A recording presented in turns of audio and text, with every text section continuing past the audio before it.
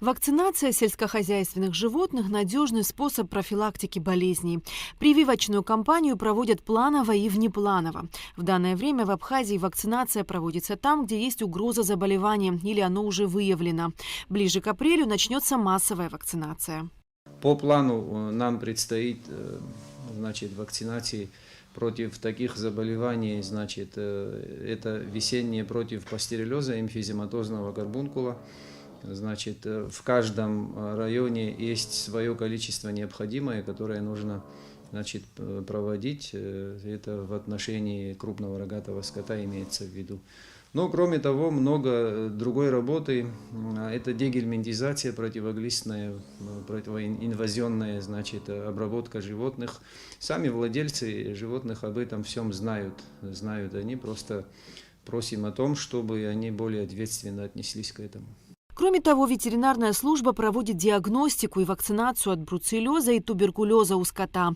Эти заболевания опасны тем, что могут передаться от больного животного человеку.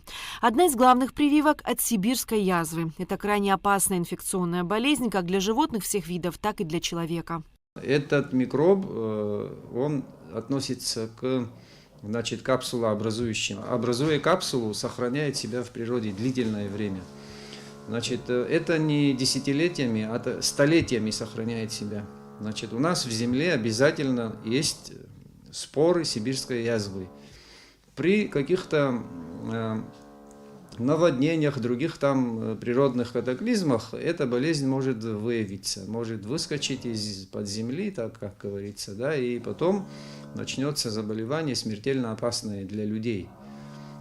Поэтому во всем мире, во всем цивилизованном мире против сибирской язвы проводится вакцинация. И мы здесь не исключение. Большую опасность для нашей страны представляет нелегальный ввоз животных из Грузии. В частности, большой урон животноводам может нанести чума мелких жвачных животных, в числе которых козы. По нашим данным, в Республике Грузия проводится ежегодная вакцинация против чумы мелких жвачных.